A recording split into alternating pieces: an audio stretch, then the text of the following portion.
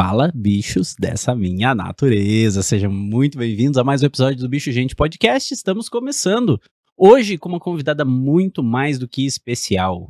É a nova integrante da família Bicho Gente.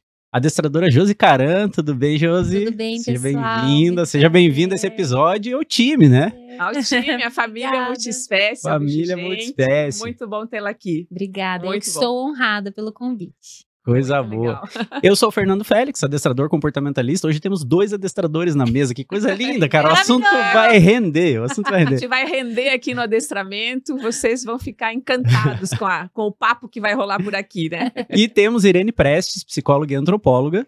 E psicanalista, E psicanalista, principalmente. principalmente, né? E vamos junto passear pelo conceito do adestramento. Cara, olha que interessante que é isso, né? Todo mundo fala de, porque adestrar o cachorro. Olha, Lulu, se você não se comportar, eu vou chamar o adestrador. Porque, como se adestramento fosse uma coisa ruim, né? Como se a gente fosse pressionar o bicho, fosse maltratar o bicho e tal. Beleza. Antes da gente começar a pensar em adestrar, a gente precisa saber exatamente o que é adestramento. E para isso, estamos aqui, eu, Irene e Josi, até porque a Irene, em partes, é adestradora, só que de humanos, né? De humano. Então somos 3 adestradores não na deixa mesa. de ser. Não deixa de É ser, verdade. né? E para você que quer acompanhar os nossos episódios pelo Spotify, procura lá Bicho Gente Podcast. Tem o canal no YouTube, a cada 15 dias um episódio novo. Canal 32 da Parabólica da Sky TV mais Pet, a gente tá lá também. 2 vezes por semana, com algumas reprises ao longo da semana de episódios que já rolaram. Então sejam muito bem-vindos. Josi, vamos começar a conversar? Vamos começar. Vamos lá. Por onde que a gente começa? O que é adestramento? Que coisa é essa, né? Então, Como que a Irene, gente define adestramento? eu tô super feliz de ter um adestrador aqui, porque eu acho que vai dar um papo legal sobre o assunto, porque ainda hoje tem muitas pessoas que têm uma visão do adestramento como aquele adestramento antigo, tradicionalista ali, dos comandos. Deve ser, imagina o cachorro ali com o enforcador, sentando, deitando, rolando e junto, e não pode... tipo um robô, assim, né? Mas esse adestramento, né, muito, vamos dizer assim, policial, vamos dizer assim, ele hoje em dia, ele tá dando lugar para um adestramento pensando na questão de harmonizar as relações entre o pet e os humanos, né? Então, dentro do ambiente familiar, analisando não só a questão ali da obediência, a gente está analisando hoje em dia outras questões dentro da família multiespécie, né? Então, entram outras questões hoje em dia que não estão ligadas só à parte de obediência básica. Então, adestramento, hoje em dia, na minha visão, pelo menos, é você trazer equilíbrio mental, emocional e físico para o pet dentro do ambiente familiar. Então, você trazer esse equilíbrio, né, das relações, mas também puxando para o bem-estar do animal, né? Então, o adestramento em si seria essa questão. Porém, existem vários tipos de adestramento, né? Então, tem aquele adestramento policial, vamos dizer assim. Que são os animais de serviço. Os policiais. Tá. Tem o adestramento esportivo. Hoje em dia tem muitos esportes ligados com os cães. O canicross, o agility, por exemplo, que também é um tipo de adestramento. Tem o adestramento para cães de serviços, por exemplo, aqueles cães que vão nos hospitais, aqueles cães que estão nas escolas, né? Que são apoio emocional. Tem dos cães guias, né? Para os cegos. Então, são N tipos de adestramento hoje em dia. Então, não dá para a gente colocar todos numa mesma caixa. E tem o adestramento comportamental, que é o que eu e o Fernando fazemos, que é analisar essa questão do equilíbrio das relações no ambiente familiar com o seu pet, né? Então, são vários tipos de adestramento e cada um tem sua função. E sem a sua técnica, daí vão ter técnicas, exatamente, metodologias diferenciadas nesse adestramento. Exatamente. Dentro até do próprio adestramento multiespécie, hoje em dia a gente tem que... uma coisa que eu acho muito interessante falar é que existem abordagens dentro desse adestramento. Então, seria muito errado eu dizer que todo adestramento é igual. Não é. Pelo contrário, todo adestramento é muito diferente e é importante você saber qual o tipo de adestramento que você vai aplicar no seu cachorro, né? Então, hoje em dia tem, pelo menos na minha visão, né, Fernando? Não sei se você quer me corrigir alguma coisa ou acrescentar alguma coisa. Mas na minha visão teriam 3 abordagens, vamos dizer assim, tá? A punitiva, a positiva e a mista. Então, acaba que muitas pessoas ainda têm a visão do adestramento punitivo. Por isso que tem aquela coisa, eu não vou adestrar o meu cachorro, onde já se viu?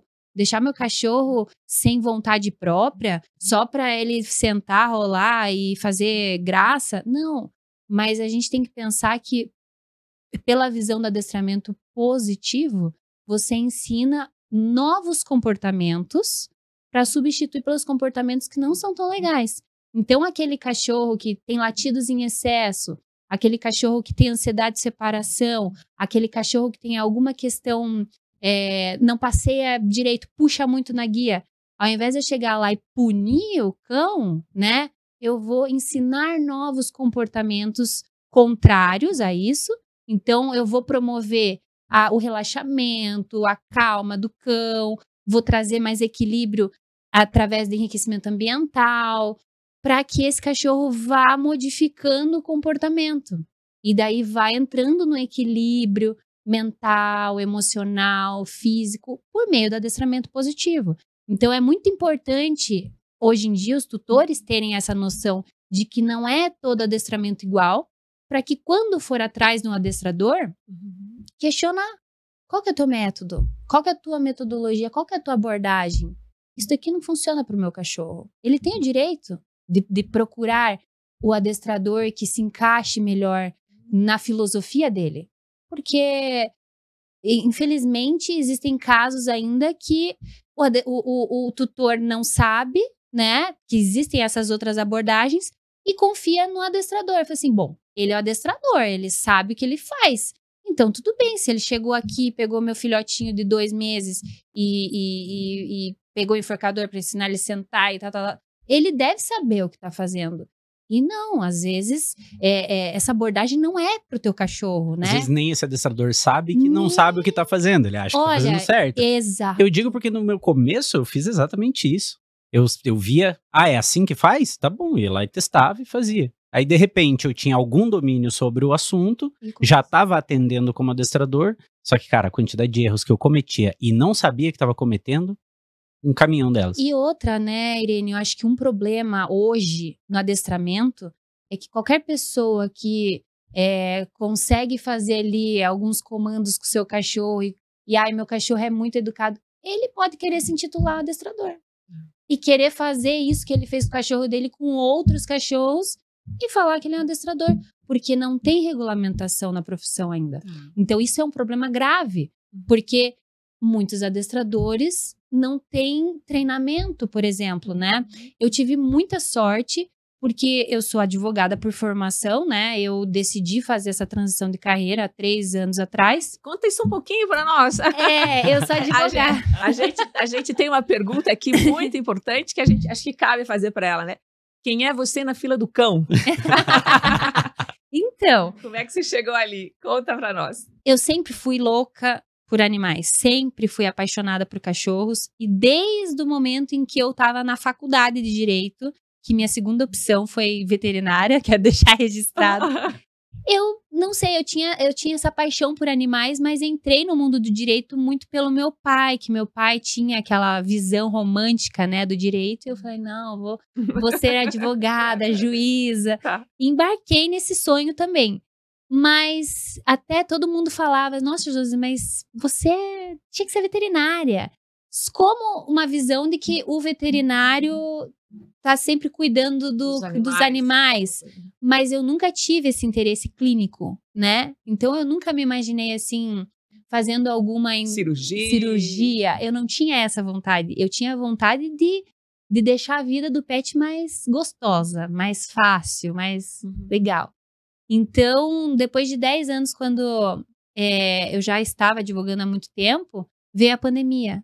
E me bateu uma crise existencial, porque eu pensei assim, se hoje me oferecesse R$1 milhão para eu fazer exatamente o que eu tô fazendo, sendo advogada, sucesso total, eu não estaria feliz. Então, acho que a pandemia bateu tão forte nisso, eu falei assim, eu quero ser feliz na minha profissão. Então, quando a pandemia foi aliviando um pouco, eu comecei a ficar com aquela angústia e uma pessoa da minha convivência comentou, falou assim, Josi, uma amiga minha largou tudo no banco, ganhava muito dinheiro no banco para ser adestradora. Eu falei, adestradora? Mulher? Porque eu tinha a visão do adestrador homem, que fazia, né? E durão e malvado. Durão, malvado, de preto, de botina, e falando pro cachorro, normalmente pastor alemão, senta, tal. Eu tinha essa visão. Falei, adestradora? E fui atrás. E daí eu fui vendo que o adestramento era positivo, que ela ia na casa dos tutores. Eu fui ficando assim, impressionada. Eu falei assim, gente, eu quero isso. E daí eu fui atrás, descobri adestrador em Curitiba que fazia isso, mas me encantei por uma equipe de São Paulo, né? Do Alexandre Rossi, que é uma pessoa muito renomada também, e me abriu as portas porque eu entrei nessa equipe com um monte de adestrador que pensava como eu. E eu me achava muito louca dos animais, mas eu conheci quase 100 pessoas loucas por animais. Eu falei, gente, esse é o meu bando, né? Eu descobri as pessoas que são parecidas comigo e me apaixonei. Então, não deu, acho que 3, 4 meses, assim, eu larguei emprego e comecei a focar no treinamento. Fui para São Paulo, treinei, fiz prova. E isso me deu base para começar a atender, né, os meus aluninhos. Sempre com suporte, reuniões. Por isso que eu te digo, nem todo adestrador começou como eu, né? Teve a sorte de ter uma equipe por trás que te auxiliasse, que te desse o apoio. Nem todo adestrador, né? Então, eu fui errando muito, mas eu fui tendo muito suporte. E depois de um ano, né, que eu me senti preparada para continuar sozinha, porque eu queria, né, alçar novos voos, eu me senti livre para começar a adestrar com a minha empresa, né? Particularmente. Particular. Legal. Muito legal. Obrigada, que bom você compartilhar isso conosco. Muito bom. Então, Muito assim, eu fico preocupada às vezes que tem essa questão da falta da regulamentação. Sim. Então, às vezes até o adestrador tá perdido, né? Eu também tive situações em que para ensinar uma determinada coisa, me ensinaram de uma forma que eu falava, tomara que nunca aconteça isso, porque eu não quero aplicar isso. Só que daí eu fui aprendendo outras técnicas, eu fui tendo essa liberdade de pesquisar outras coisas e fui aplicando da melhor forma possível, na minha visão, né? E fui percebendo outras coisas também, que nem tudo era sobre o pet. Às vezes, entra a questão do conflito entre as espécies, né? Às vezes eu via que o problema estava no tutor. E daí, como que você faz? Você tem que ser um pouco psicóloga também, né? de entrar nesse âmbito familiar e conversar com o tutor. Olha, eu acho que você também precisa, quem sabe, de uma ajuda, né? Já tive casos de tutores que estavam em depressão, tutores que tinham toque, tutores que tinham alguma questão comportamental muito gritante e que eu tive que, na minha insignificância, mas eu tive que entrar no meio mais íntimo ali da família para sugerir uma psicóloga. Porque senão não faz diferença. Deixa Não eu contar uma faz. história pra vocês que aconteceu hoje comigo. Hoje. Fui atender uma aluna nova. Com 2 pastores, são vira-latas, mas cruza de pastor, assim, devia ter uns entre 20 e 30 quilos cada um. Ela com seus entre 70 e 80 anos, sem força pra lidar com eles. Eu cheguei lá, eles se jogavam contra a porta de vidro, assim, com força, sabe? E aí, perguntei pra ela como que era o comportamento deles e tudo. Ela falou, eles têm 1 ano e meio de idade. Só que eles já foram adestrados.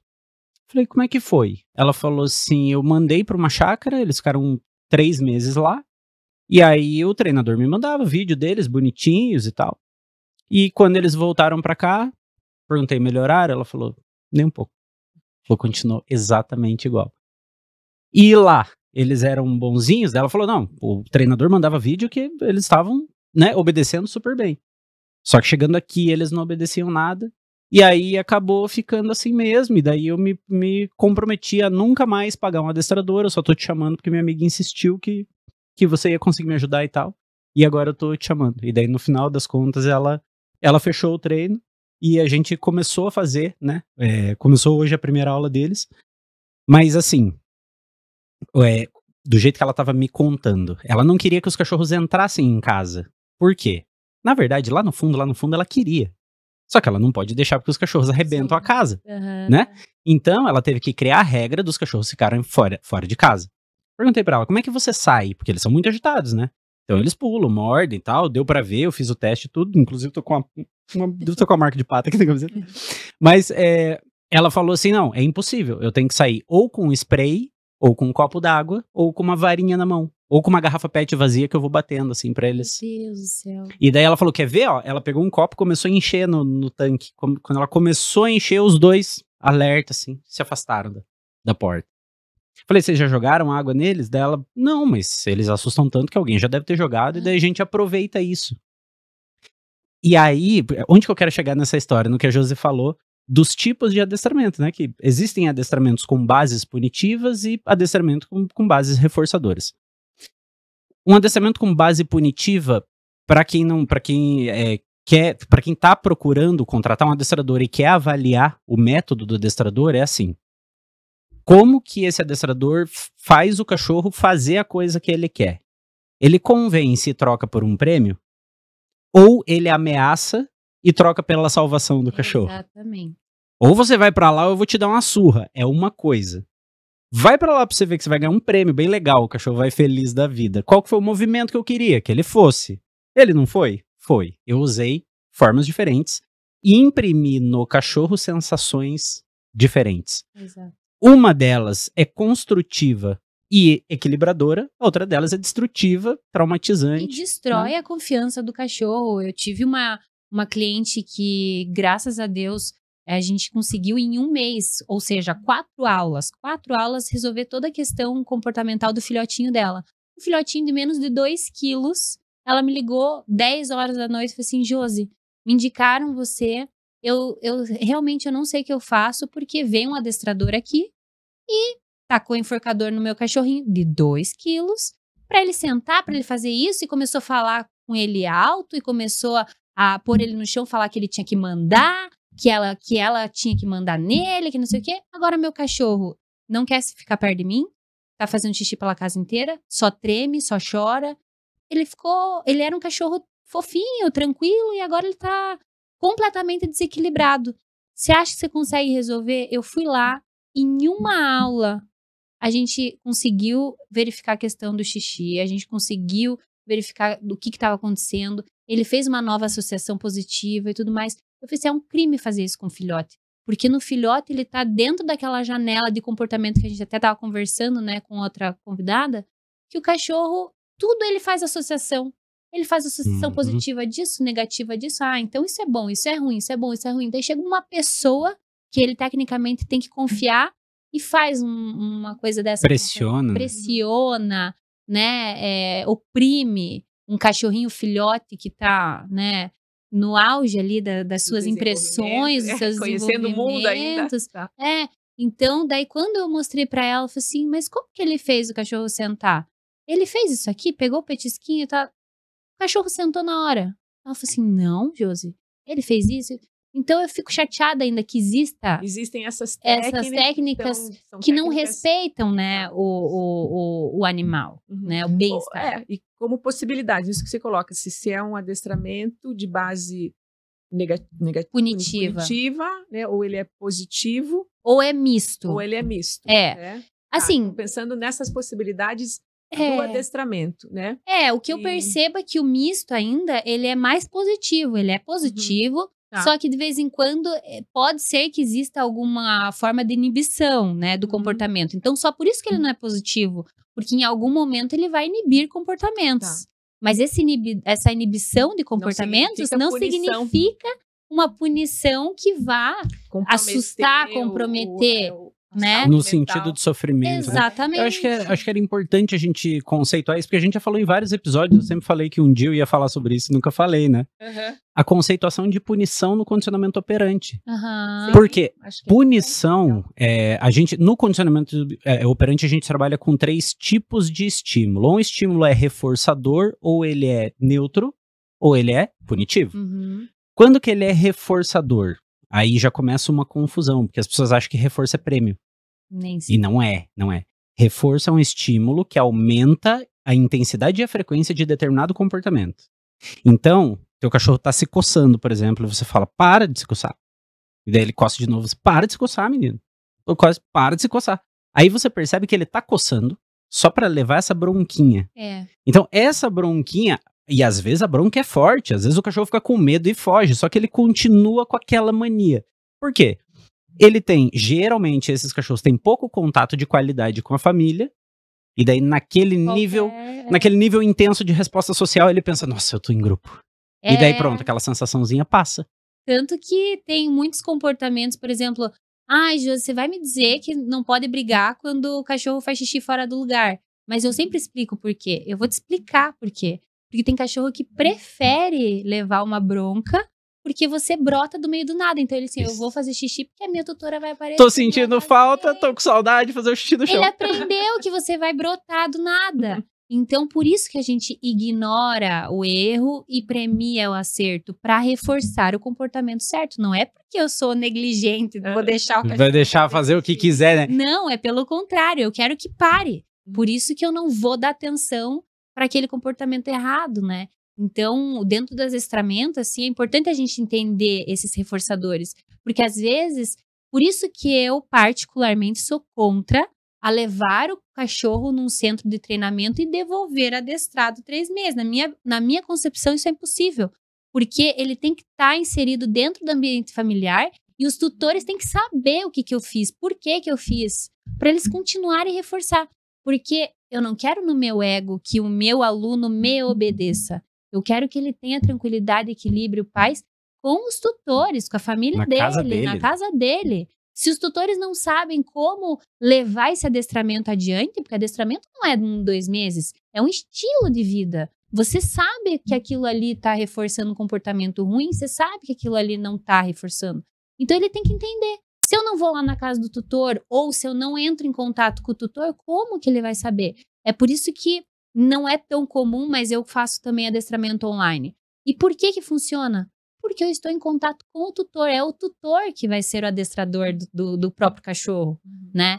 Então, por isso que eu acho importante ter esse contato com o tutor, com a família. Eu sempre pergunto, quem mora aqui? Eu quero falar com todo mundo. Porque não adianta o pai faz e daí o vô vai lá e desfaz. Desfaz. Aham. Né? Total. E aí, quando veio uma questão assim com relação ao adestramento, se ele serve pelo que vocês estão trazendo do adestramento, ele serve só para consertar comportamentos ou ele vai ensinar comportamentos, né? Porque tem uma visão de que eu só vou chamar o adestrador se deu ruim. Se deu ruim. Né? A maioria sim. A maioria sim, infelizmente. Mas eu vejo que hoje em dia já cresceu muito o número de pessoas que querem o adestramento para prevenir comportamentos. Porque tem aquela visão, né?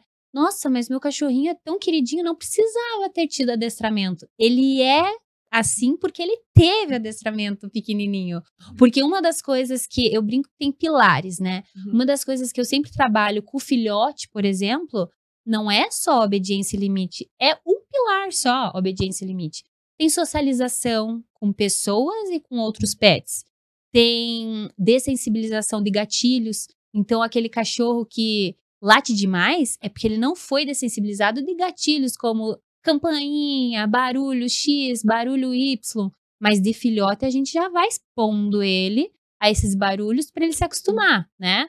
E passeio de qualidade, né? Tem gente que acha que o passeio é tipo assim, sair de casa, o cachorro te carregou, mas eu passei, fiz minha parte. Não, porque ele se estressou mais, você se estressou mais, vocês não tiveram... Você fez a sua parte de ensinar ele a ser pior, né?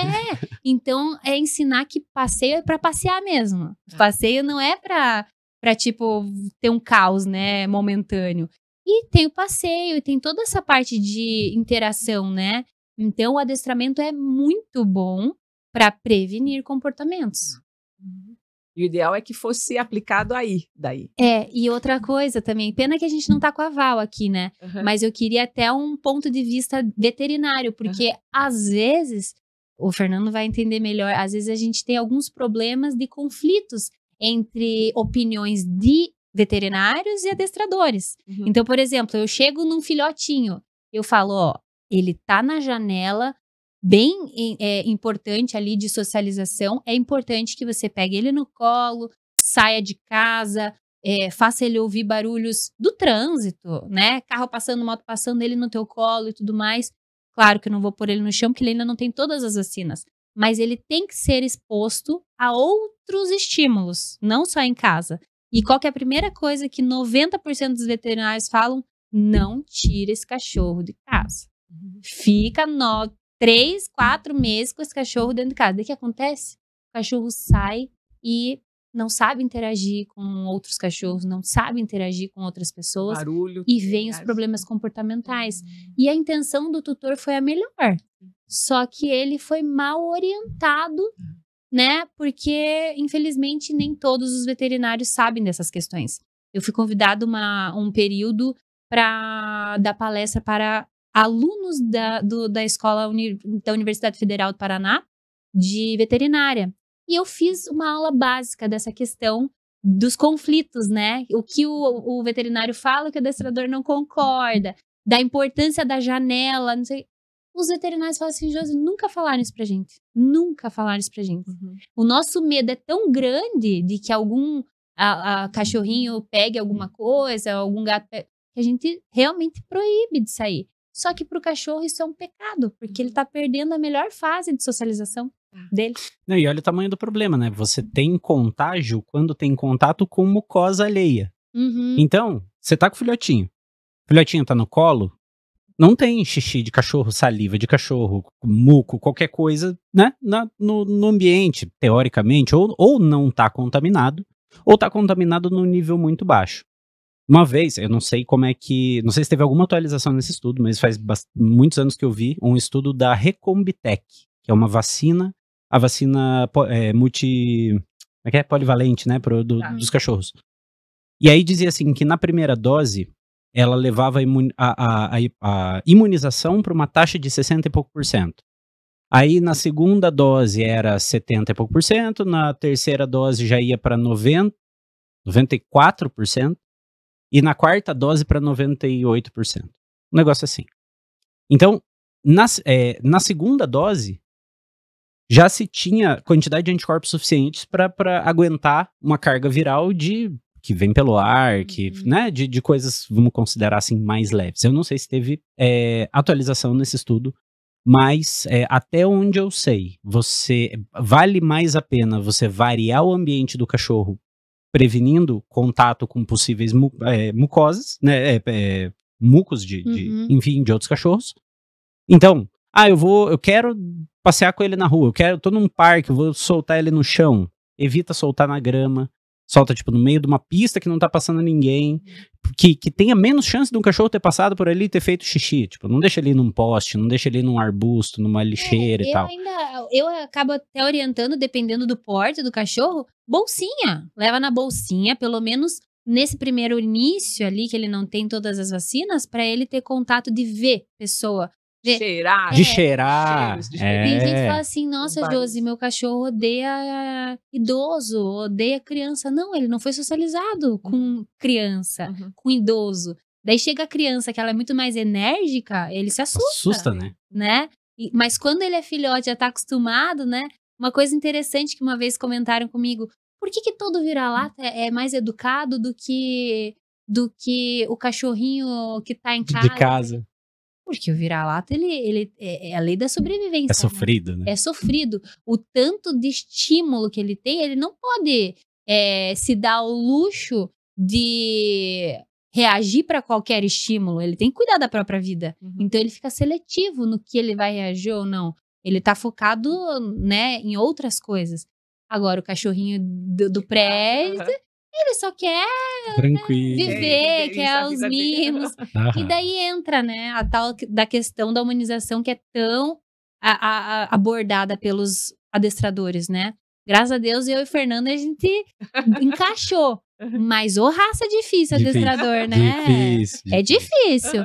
Porque ao invés da gente se unir, né? Ser uma raça unida.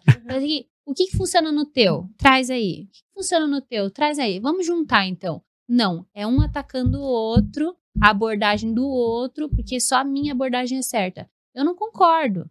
Claro que eu tenho minhas inclinações pessoais, mas tem coisas ali que eu poderia usar, tanto que eu preferi sair, por exemplo, de uma franquia que eu trabalhava, porque eu queria aplicar outras técnicas juntos, né? Então, eu acho que a gente tem que se despir um pouco do ego, do adestrador, né? E se preocupar, o que vai funcionar com o cachorro? Com o bem-estar, né? Que é a primazia do bem-estar, tanto para o animal, né? Que acho que o foco de vocês é o animal, mas nessa medida, se o animal estiver bem, o tutor vai estar bem. Exatamente. Né? Então, imagina também... essa tutora, né? De ter que sair com... ameaçando os cachorros, né? Que qualidade de vida, pra que paz também, ela né? tem. Ela tem isso. Que paz que ela tem em casa. Não tem, não tem, né? Não, e assim... eu quero pegar esse gancho para falar sobre a punição, né? Porque eu falei sobre o reforço, que reforço não é só prêmio. Reforço é o que aumenta a aparição de um comportamento. Punição é o que diminui a frequência e intensidade do comportamento. Beleza. Vamos pegar um exemplo que eu já dei várias vezes em curso, que acho que é o melhor exemplo de punição que tem. Você já brincou com o teu cachorro, treinou, deu petisco e fez e não sei o que e tal. O cachorro tá de barriga cheia. Ele não aguenta mais nem comer bifinho, mas nem comer pão, nem comer carne, nem nada. Ele não aguenta mais comer. Chega um amigo em casa. Você fala, olha aqui, nossa, eu preciso te mostrar agora que eu tava treinando com o meu cachorro. Lulu, chega aí. E petisco, Lulu faz assim. Ó o petisco, Lulu. Mais. E mais, e mais, e mais. E o Lulu vai ficando incomodado, vai desviando daquilo. Ele não quer aquele negócio. O que você tá fazendo com o teu cachorro com petisco nesse momento? Punindo ele. Você tá punindo ele. E aí você vai diminuir essa vontade que ele tem de fazer à vontade. Sabe quando você chama o cachorro só vem assim? E daí tem uns que você chama, ele vem assim, encolhido, né? O que vai acontecer? Não depende de você bater nele, enforcar ele, dar choque, não é só isso que faz punir. Cuidar em excesso também. Encher de perfume, encher de roupinha, encher de penduricalho, encher de comida. E é conforto, é quentinho, é coberta, não põe no chão, não faz não sei o que, como...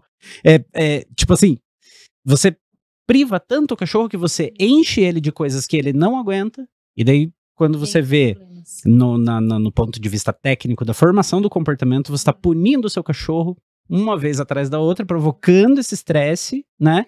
Sem saber. E às vezes porque não sabe, às vezes porque precisa de uma atuação de adestrador humano. Né?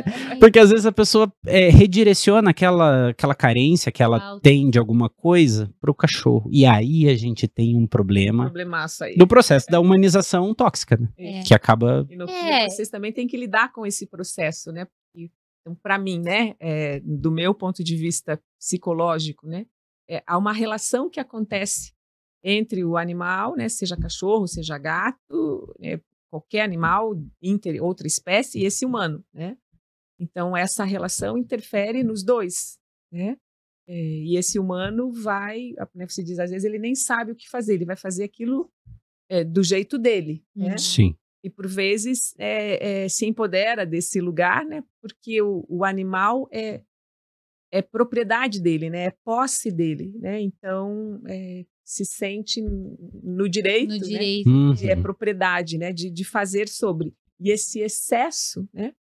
Transborda, né? E vai causar maus tratos, né? Então, esse excesso dessa humanização e desse poder sobre o outro causa maus tratos. E sim, daí é quando o cachorro vai sintomatizar, a gente diz, né? Isso. E aí o adestramento vai ser necessário porque você não sabe o que fazer mesmo, né? Que é o que, nesse caso, você traz dessa mulher com esses dois cachorros grandes, que foram adestrados e não deu certo. Não, e geralmente como é que eu começo as abordagens, né? Eu começo com as bases mais primitivas do organismo. Esforço físico, como que tá a rotina de esforço físico desse cachorro?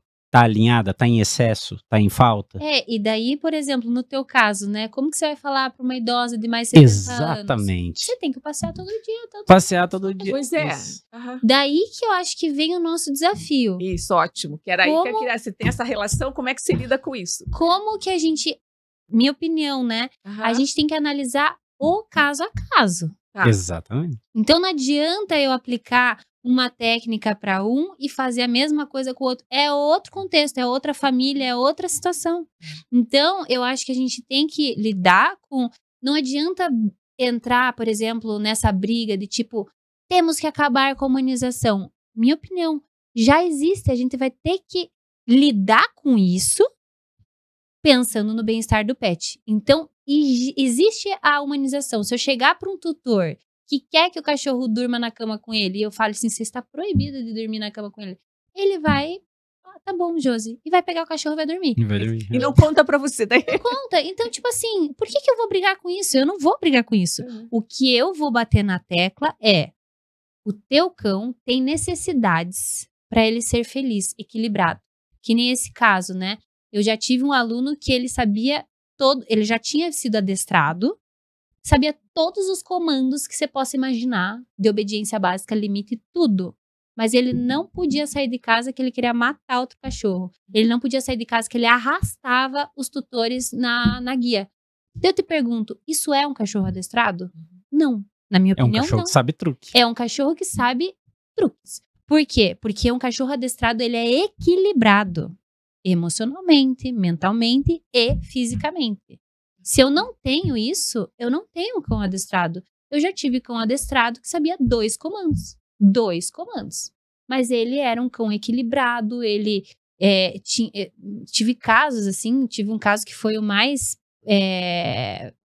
assim, pesado assim para mim, que foi muito prazeroso trabalhar nesse caso, em que a tutora estava com um cachorro 9 anos e ela nunca teve o prazer de fazer o carinho na cachorrinha dela.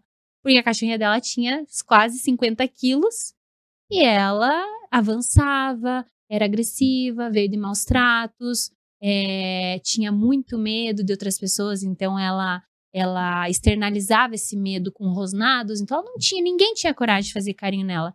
E eu lembro que quando eu fui, ela falou assim, Josi, 4 adestradores recusaram vir na minha casa e falaram que se nem eu tenho o controle da minha cachorra de 45 quilos, que dirá eles. Eu falei, não, eu vou. Ela falou assim, só que eu juro, Josi, ela comigo, e se você entrar comigo, ela é carinhosa. Eu falei assim, então eu vou entrar com você. Eu entrei munida, assim, né, com os petisquinhos e tudo mais. Eu entrei, essa cachorra, eu olhei pra ela, eu vi a necessidade dela querer o toque físico, sabe? E a gente foi trabalhando. Ela tinha dificuldades de comandos, né? Então ela só sabia 2 comandinhos. Mas, gente, hoje ela pede carinho pra tutora. A tutora se agarra nela de fazer o carinhozinho do dia. Ela sai de casa, faz o xizinho, volta. Ela foi pro veterinário. Gente, ela nunca foi consultada, porque nem focinheira, não tinha condição. Então, é qualidade de vida. A cachorra entrou no equilíbrio. Ela não precisa fazer 1000 truques. Ela consegue estar em equilíbrio na vida dela, na família dela, com a tutora dela, com a sociedade. Pra mim, isso aí é um cachorro adestrado, né? Então, minha visão, né? Não sei se você concorda. Total. Né? A gente não tem, pra ter um adestramento de qualidade, a gente não precisa fazer coisa muito rebuscada, muito chique. Pode também? Claro que pode. E é positivo, porque, tipo assim, você tem uma criança em casa. O que ela vai precisar pra vida? Tabuada é regra de 3. Beleza. Eu sou proibido de ensinar uma equação de 2º grau pra ela? Não, inclusive ela vai ficar muito mais inteligente, né? É importante lembrar disso. Mas o que é importante lembrar também é que a falta da equação de 2º grau não vai fazer acabar falta, com a vida da criança, né? Então, o cachorro não saber 10 truques, não tem todo esse problema, né? Mas ensinar, quanto mais ensina, mais inteligente o bicho fica. Mais fácil fica de ir lidando, né, com as coisas. Só que tem que tomar cuidado. com a interpretação do treino. Essa parte mais importante de todas. Se você achar que tá reforçando, mas tá punindo ou o contrário, pronto, teu esquema de condicionamento já foi pro vinagre, você não tá nem sabendo que o cachorro tá aprendendo o contrário do que você queria ensinar, né? Então, por isso é importante estudar muito, né? Entender como funciona o processo de aprendizado e tal. Para quem tem dúvida com isso, pode falar com a gente pelo perfil do Bicho Gente. Eu acho que essa dica que você está dando é importante, é que vocês estão falando com relação a essa formação do adestrador, né? E que isso se alterou, se modificou frente às técnicas ao longo de um tempo. Exatamente. Né? Que hoje, como se trabalha com adestramento mais positivo, né? Essa necessidade do adestrador atualizar a sua formação. Se atualizar, Isso. exatamente. Fazer essa troca que vocês dizem. E né? o cuidado com o ativismo também, que eu já vi bastante. Uhum. Meu treino é só positivo. Vira um xiita. Não, eu não trabalho com punições. Beleza, e quando o teu cachorro vai atravessar a rua e tá vindo um carro, você não segura ele? Você deixa ele atropelar porque você é positivo? Não é assim. Eu brinco com isso também, porque às vezes vai para um extremo que também não é legal. Isso. Porque assim, eu tive uma cliente que ela veio de um adestrador positivo, eu falei assim, Josi, eu me senti um cocô. Porque o adestrador me esculachou e não sei o que. Porque na visão dela, ela queria dar limites para o cachorro. E eu falei assim, você está certa? É que nem criança. Precisa de limites. Você precisa ensinar limites, mas você não vai ensinar o limite espancando o cachorro, batendo no cachorro, encostando no cachorro. Não precisa, né? Eu brinco que você só precisa ensinar um não, um espera, um fica, para dar autocontrole, para dar limite, senso de pode e não pode. Você até aí que eu tô explicando pra vocês, eu não encostei no cachorro. E realmente, e é tudo positivo, até o treino do não, até o treino do espera, até o treino do fica. Mas ela falou que ela se sentiu péssima, que ela se sentiu mal com o excesso de positivismo do adestrador. Então a gente tem que tomar cuidado com isso. Por isso que eu acho que a gente tem que ter uma sensibilidade com o público que a gente lida, né? Às vezes se traumatiza o tutor quer saber. Vou deixar o cachorro assim mesmo, não vou atrás do adestrador, porque um adestrador foi lá e deu essa impressão ruim. Sim. Né? Então, eu tento assim, eu sempre falo, né? Se você não tiver curtindo o processo do adestramento e o teu cachorro também não estiver curtindo o processo do adestramento, algo está errado. A gente está errando aqui. Porque eu não quero que você faça obrigada. Eu não quero que você se obrigue a fazer o treino. Eu quero que você entenda, queira e goste. É um momento teu com o teu cachorro. É pra ser prazeroso, né? O adestramento prazeroso. Isso não é preciosismo, né, Josi? Não. Isso é o que... O treino depende disso. Tá. Depende, tanto que se o cachorro não gostar de mim, vai ser muito complicado eu já chegar ensinando qualquer coisa. Porque daí eu tenho que passar pelo tutor pra daí chegar. Passar pelo tutor.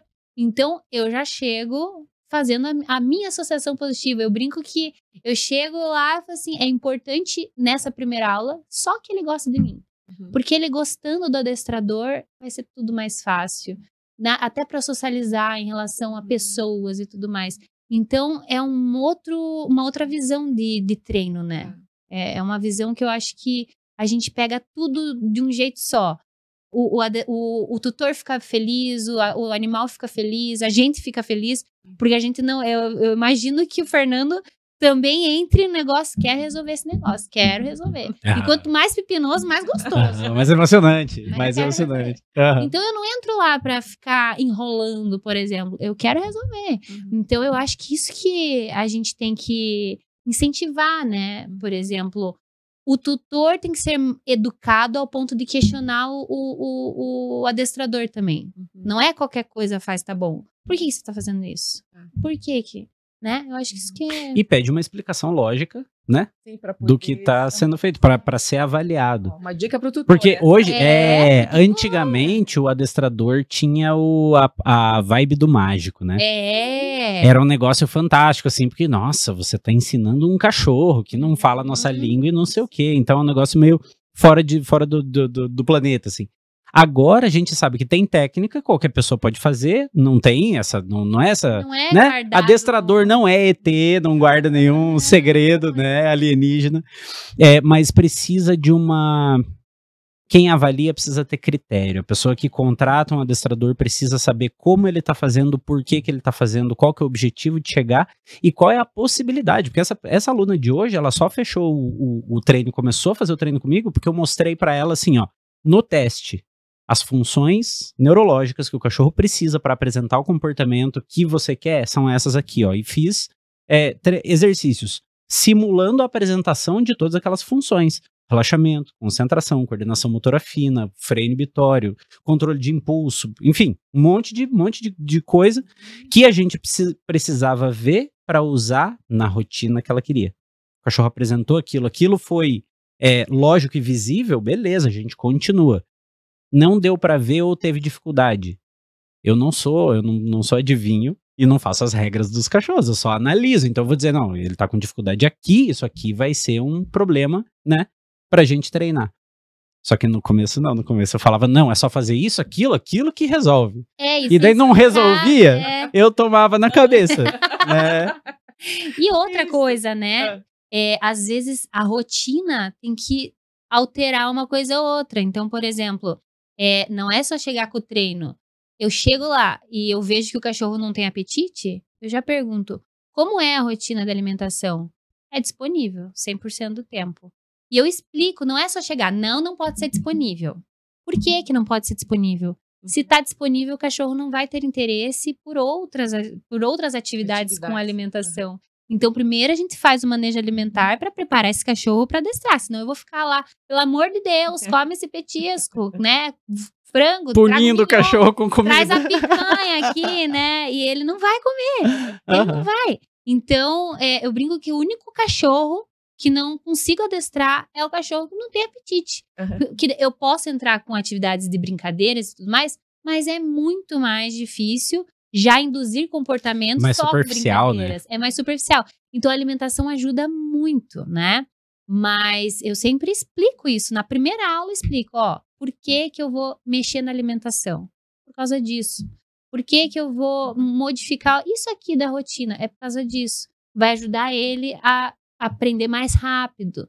Então, às vezes, a gente tem que entrar com uma mudança ou outra na rotina do tutor, mas a gente explica por quê, né? Para ele entender, então eu vou me preocupar mais com a alimentação dele para ele ter o sucesso ali no adestramento, né? Legal. Muito legal. E daí, assim, estou pensando, frente a todo esse histórico do adestramento, as técnicas, né, que vocês utilizam, como que o adestramento, enquanto, né, uma profissão e uma ferramenta importante nessa família multiespécie, como que você vê isso nesses anos de trabalho que você pratica os atendimentos com cães e gatos, né, com os quais você trabalha, a perspectiva futura do adestramento, né? Porque nós temos uma estatística de cada vez mais aumenta o número de cães e gatos domiciliados, né? Então, parece que os problemas vão aumentar. Então, qual é essa perspectiva para o adestrador, para o adestramento, futuras? Como que eu acho que é uma profissão que ela está em total ascensão, né? O número de adestradores vai aumentar cada vez mais. É nítido o conhecimento das pessoas hoje em dia por essas novas formas de adestramento. Então, eu fico muito feliz com isso e preocupada também, né? Porque vão entrar pessoas querendo entrar, mas espero que elas entrem pelo motivo certo, né? Porque visando só dinheiro realmente não é uma coisa bacana em qualquer profissão, né? Mas principalmente quando você está tratando de outras espécies, né? Então, o meu desejo é realmente que exista como que eu posso, que seja difundido, né, de uma difusão das várias metodologias de adestramento, que seja até quando tem uma discussão entre um adestrador e outro, eu acho legal, porque daí traz essas questões ali para o pessoal começar a analisar, que existem diferentes formas de adestramento, porque a gente tem que se unir, né? Os adestradores, na verdade, teriam que se unir. Eu já vi termos, assim, que eu acho... Eu rio, né, no meu particular, mas eu acho, pra que isso? Adestrador muito positivo, eles chamam de adestra fofo. Adestra fofo. Já ouviu isso? Já. Você é adestra fofa, né? Então eu já fui chamada de adestra fofa, né? Mas, gente, tipo, ao invés de ficar julgando, né, o adestrador que é positivo ou falando mal, porque da mesma forma eu também não vou chegar a esculachar o adestrador punitivo, porque para determinadas situações pode ser que funcione, né? Em algumas situações pode ser que, enfim, mas eu acho que ao invés de cada um ficar se atacando, a gente tinha que se unir para realmente abordar mais, procurar a regulamentação da profissão, né? Trazer mais pessoas interessadas no bem-estar do cachorro ou do gato, né? Trazer mais pessoas preocupadas em comportamento felino, por exemplo, né? Porque até mesmo no meio do adestramento, você não vê muitos adestradores que adestram gatos. E daí fica, né, aquela parte... Lacuna. Vira um limbo. Vira um limbo. Porque eles pensam assim, bom, meu gato é assim, sempre foi assim, vai ficar assim, não precisa. Pode chamar o adestrador que é especialista em gatos. Ou um comportamentalista que vai fazer uma consulta comportamental, vai te ajudar com gatos. Então, você tem ferramentas hoje em dia, né? Hoje em dia, que nem a gente conversou com a Larissa, né? Imagina, ela é super especialista em gatos. Então, a gente não precisa mais sofrer com aquele problema e morrer com aquele problema. Meu cachorro sempre foi assim, né? Por exemplo, ontem eu tava ouvindo uma história, falou assim, Josi, o casal de amigos meus simplesmente não sai quando sai de casa, leva o cachorro e deixa na creche, ou leva o cachorro, não sei o quê, porque o cachorro não fica sozinho. Assim, tá, mas nunca pensaram em adestrar para tratar essa ansiedade de separação?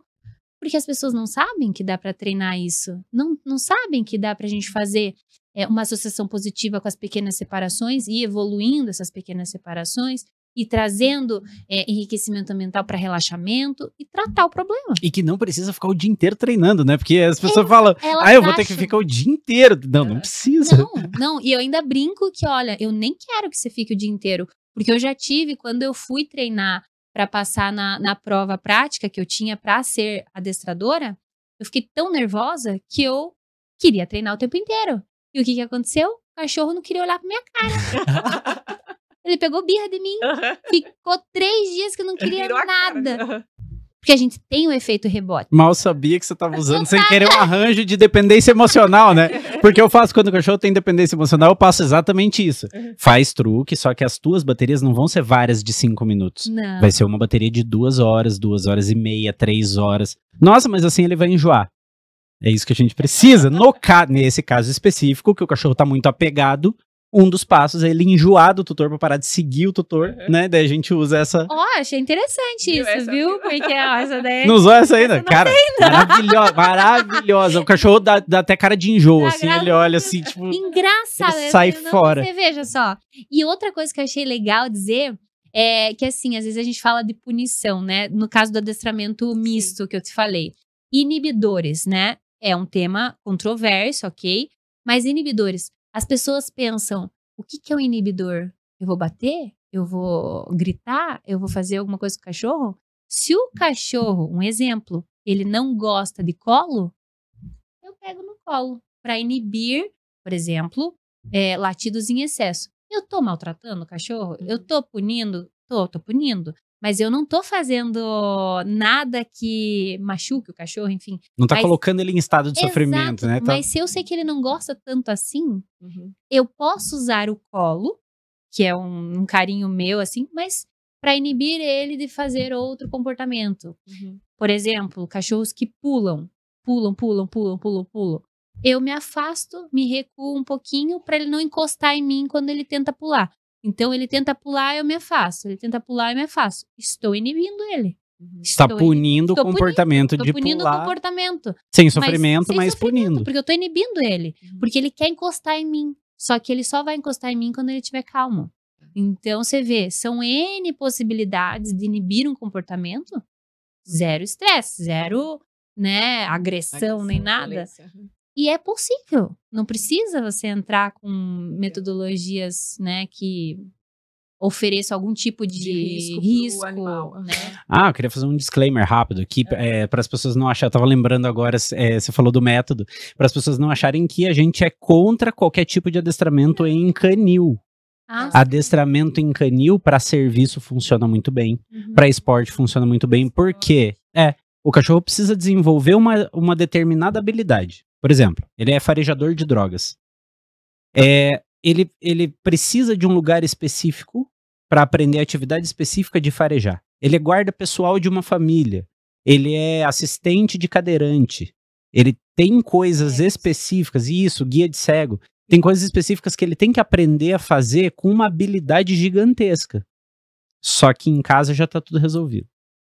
A família já tá bem orientada, o cachorro já tá adaptado, a parte emocional, a parte comportamental, que é o que a gente trabalha, não precisa mexer. Beleza. Manda pro canil, faz o treino, voltou pra casa, ele vai voltar ainda, sociável, normal, porque não tinha problema em casa, só que mais inteligente com o treino que ele fez lá, tá trazendo pra casa. Então, treinos nos canis, em casos específicos de treino, são muito benéficos. Para adestramento comportamental, cara, eu uso espaços tipo creche, hotel, assim, para fazer apoio, por exemplo. Tem um cachorro muito agressivo, a pessoa muito sem condição de controlar, de interferir de qualquer forma naquela agressividade naquele momento. Daí o cachorro fica 2 semanas, 3 semanas em tal lugar, diminuindo os impulsos, e a família aprendendo e vendo o treino acontecer, e indo junto no lugar, entrando em contato com o cachorro, criando vínculo, fazendo a socialização, começando essa troca, para daí ir para casa, mas assim, final do treino do adestramento comportamental, para dizer assim, esse cachorro tá adestrado, tá tranquilo, tá tudo resolvido, ele é feliz. É só em casa com a família que funciona, senão, sem jeito. Ok, nossa. Loucura, né? Isso daí, esse seria o começo da conversa. Agora a gente pode começar o episódio? A gente vai precisar de mais 10 horas. 58 episódios. Esse é o episódio 1. Mas como você tá em casa agora, esse é da família, vai ficar muito mais fácil isso, né? Muito legal. Vai ter pinceladas disso em todos os episódios. Não me deixa de Fernando. Ou eu ou o Fernando, senão a gente vai ficar conversando. Não vamos ficar puxando a sardinha pro nosso lado, né? Bichos, muito obrigado. Josi, muito obrigado mais uma vez. Bem-vindo à nossa equipe. E vocês que assistiram até aqui, cara, tamo muito junto. Valeu, espero que vocês tenham gostado desse episódio. Daqui pra frente agora são 2 comportamentalistas falando nas suas orelhas. E 3 psicólogas, psicanalista, buzinando do outro lado. Que é pra ter bastante material pra vocês pensarem, mas é pra viver melhor, pelo menos. Isso, né? É por uma boa causa, para o bem-estar e a qualidade de vida de vocês, né? É isso aí. Um agradecimento especial ao pessoal do Lado B Studios, que dá essa qualidade de imagem e som pra vocês. São nossos parceiros, a gente agradece muito pelo serviço deles. E até o próximo episódio. Estão todos convidados. Valeu. Tchau, tchau. Tchau.